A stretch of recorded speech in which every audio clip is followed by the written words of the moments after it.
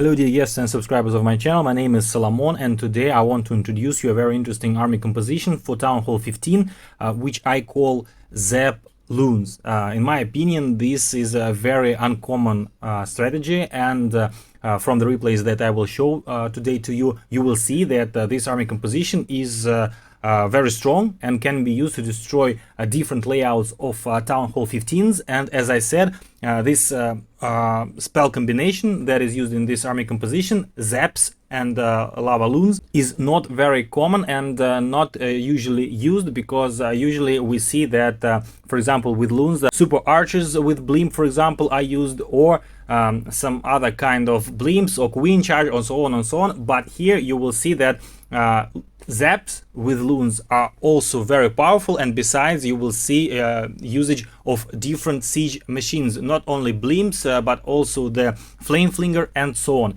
Before we jump to the replays, guys, please don't forget to subscribe my channel and share this video with your friends. I really appreciate your support. And besides, if you want to support my channel, when you make any purchases in the game, you can use my creator boost code. It's Salomon, the same as the name of the channel. Thanks a lot. Let's watch the attacks. Okay guys, we are starting with the first replay, and here you see that the start of the attack is pretty common, as for example with super archer blimp, but instead of destroying the town hall, the blimp is used to destroy the core of the base. And in the blimp there are yetis and loon with rage spell. They can destroy, and they actually destroyed the eagle artillery and the monolith. Then the zaps are used to destroy some more defenses, also the spell tower, and to make it easier for the heroes to take out the town hall. And as you know, with the lava loon attack, we don't actually need the heroes for our main push. That's why we can do the suicide hero attack and use our heroes to take out some important defenses. In this exactly replay, the heroes are used to take out the town hall. And you see that actually the base, the center of the base is already destroyed. The loons took out everything on the top of the base. The middle was taken out by the battle blimp. The zaps destroyed the X-bow, the spell tower, and with that it will be easier for the heroes to take out the town hall. It is protected with the enemy barbarian king, but actually king will be taken out by heroes and also the headhunters. And the royal champion is also used to take out the scattershot. And take a look at this dragon rider. Only one dragon rider is able to take out the multi-inferno tower, which is very dangerous for our loons, as it can target at the same time at least 5 loons. Our king is used to take out the enemy hero and also to clean the pathing for our queen. The dragon rider is still working with the X-bow. Great usage of this only one troop, and the main attack with loons is started, but actually there are not too much loons for this attack, and the reason is that there is not much of the base left. Also using one haste spell to make the loons quicker, and so they can destroy the scattershot. And the last building, like the almost last defense standing, is multi-inferno tower, and it was easily taken by 2 dragon riders. So this is a good example of great combinations of units. For example, the attacker is using lava loon for the part where the air defenses and the scattershot are located, and for the multi-inferno towers, which don't deal a lot of damage to single tanky units like dragon riders, he's using another air troop, the dragon rider, as I said. So you see the result, and the attack itself looks pretty easy to me, but I think I won't be able to repeat it if there will be some kind of this base. And we're jumping to the next replay. Another attack, guys, and here you see that near the town hall there are 2 poison spell towers, and also the attacker is using the flame flinger. So another way how this army composition can be used, and let's watch how he will use the zaps. Actually, the spoiler is that the zaps will destroy the poison towers and the multi-inferno tower. And it's also a very good moment, because poison tower are pretty dangerous for example for loons or even for heroes, because they slow down the attack. Also one yeti to protect the flame flinger, and with that we can just leave that flame flinger to work on this corner, because there are no defenses that can target him and target it, and this siege machine will work very good in this corner and will destroy a lot of buildings. Here we're using some troops, I mean some loons to distract, also to destroy the cannon, and also lure out the CC. Also 2 poison spells to kill the headhunters and the super minions. And with that, Queen should be able to destroy the town hall, but she will need some help from some additional troops and maybe also King just to tank for our Queen.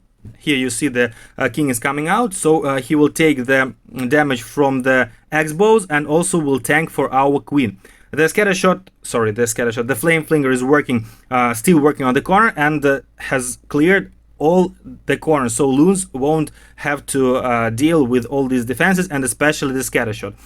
Queen is coming closer to the town hall, but actually the town hall itself will be destroyed mainly by the barbarian king, and also the royal champion is coming into the fight, and also the headhunter is helping our heroes to destroy the queen, because we not also need to destroy the defenses, but also we need to take care of the enemy heroes, as they are also dangerous for our loons. And then the main attack with lava loon and the Grand Warden is started. Lots of loons from the side of the monolith. The monolith cannot do a lot of damage to the loons, but the multi-inferno tower can, and that's why the Grand Warden ability is being used, and all the loons are protected. And now they are coming to the last defenses, the scattershot, and the scattershot is taken out.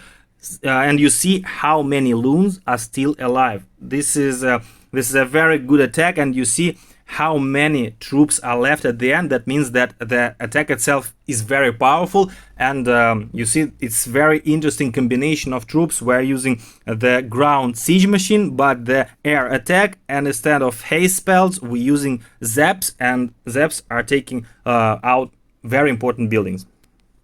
Another attack, guys, and here we see again the lightnings with the earthquake, but also we will see a battle blimp with super wizards, and this is another way how this army composition can be used. So it's very flexible, it's very versatile, and because of that it's very difficult to defend against it. I mean, you cannot predict what exactly will be used by the attacker. So in the previous attack we saw, for example, the flame flinger with zaps and also with haste spells. Here we see the super wizard blimp, the blizzard with Grand Warden ability, and also the lightnings are being used here.